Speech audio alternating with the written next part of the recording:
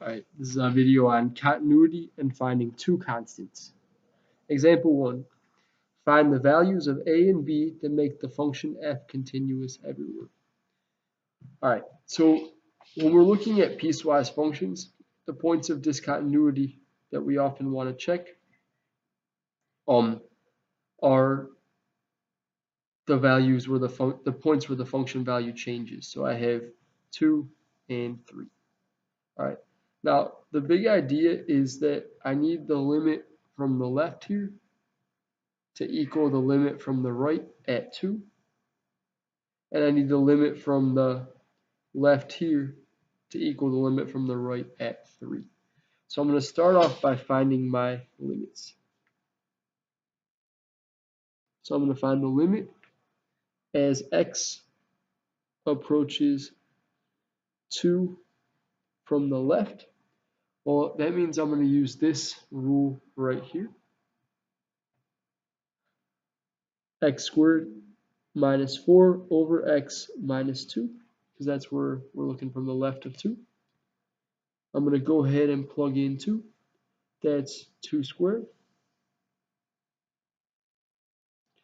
minus 4 over 2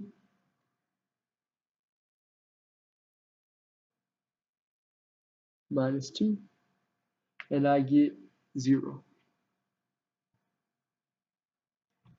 Now I'm going to go ahead and find the limit from the right. It means I'm going to use this rule because we're talking about when x is greater than or equal to 2.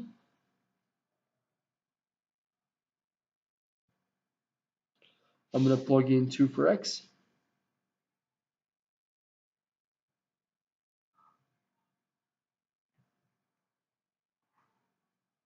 Alright, which gives me 4a minus 2b plus 1.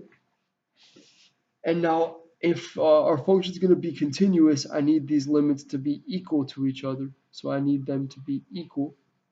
Alright, so I'm going to go ahead and set these equal to each other. So I need the limit from the left to equal the limit from the right, or 0 has to equal 4a minus 2b plus 1. Now let's get this in standard form. I'm going to subtract 1 from both sides, and I'm going to have 4a minus 2b equals negative 1. All right, now let's go ahead. So just to recap, I found the limit from the left, the limit from the right, and I set them equal. Now let's do the same thing with 3. I'm going to find the limit as x approaches 3 from the left, which means I'll use this rule because that's where x is less than 3. Ax squared plus bx, or minus ax squared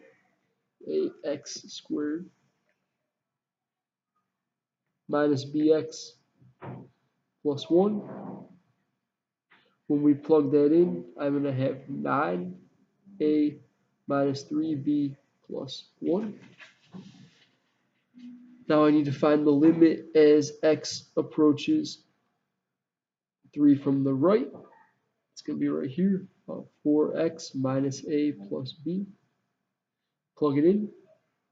That's going to give me 12 minus a plus b. Now, we also need these two limits to be equal. I need the limit from the left as you approach 3 to equal the limit as you approach 3 from the right. So we can go ahead and set these equal.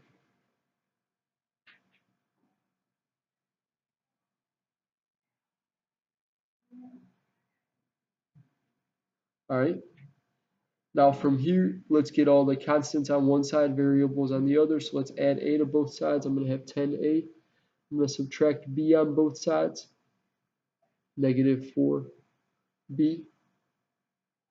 Then I'm going to subtract 1 on both sides equals 11. All right, so I found the limit from the left and right for 2, and I set them equal. I found the limit from the left and right for 3 and set them equal. Now I have two equations with two unknowns. I'm going to put them together and create a system of equations. So I'm going to have 4a minus 2b equals negative 1. 10a minus 4b equals 11. And throwing it all the way back to algebra 2, we can solve this system by substitution, elimination, or graphing. So let's go ahead and do that right now. So now, I'm just going to choose elimination. So I have 4a minus 2b equals negative 1. 10a minus 4b equals 11. I'm just going to try and get the b's to cancel out, so I'll multiply the top equation by negative 2. That's going to give us negative 8a plus 4b equals 2.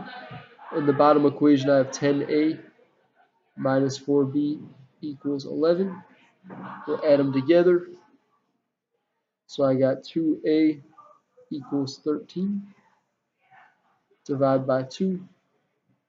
A is 6.5.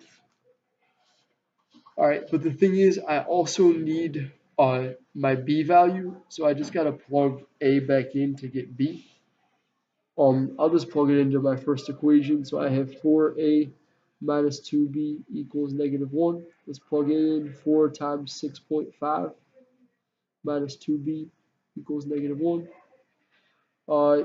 6.5 times 4 is 26, minus 2b equals negative 1. Subtract 26 on both sides, negative 2b equals negative 27. Divide by negative 2, b equals 13.5. So when a is 6.5 and b is 13.5, our function is continuous. All right, so big ideas one more time. Find the limit from the left and right for the first value. Find the limit from the left and right of the second value. Set those limits equal, and we set up a system of equations. You can choose your method for solving the system of equations. All right, for the next one, go ahead and pause the video, and you can try and work through this one. And I'll work through it real quick as well. All right, so starting off, let's find the limit as we approach 2 from the right, because then we're looking at greater than 2. All right, we're going to plug it in, and I'll get 9. Let's look at the limit as you approach 2 from the left. I'm going to use m times the quantity x plus 3 plus k. Plug in x, I get 5m plus k. And I'm going to set these equal because by continuity, the limit from the left has to equal the limit from the right. Therefore, if our function is going to be continuous. All right, let's do the other one. Let's approach, it should be negative 1 right there. Let's put negative 1 and we'll find the limit as you approach negative 1 from the left or from the right of m times the quantity x plus 3 plus k. It's going to be 2m plus k when you plug in the negative 1 right here. Let's find the limit as x approaches negative 1 from the left. Use this rule. All right, so negative 1 cubed is negative 1 times 2. That's negative 2 minus 1. And 3 plus 7 is 4. Set these equal. All right, now what I'll do is I'm going to take both of my equations, put them together, and make a system.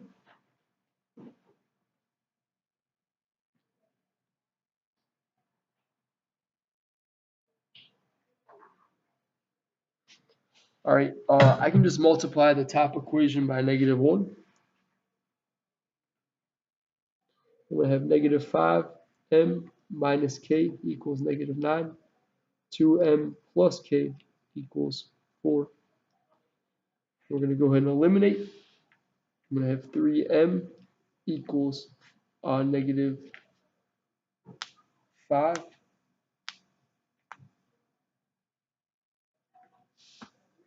So m equals negative 5 over 3.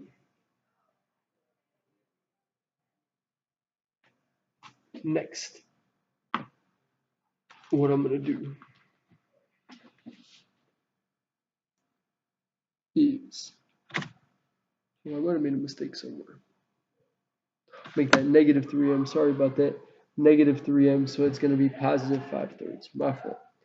Negative 5 plus 2 is negative 3. All right, so we get our 5/3 for m. Now we got to plug that back in to get k. I'll just plug it into the second equation. 2m plus k equals 4.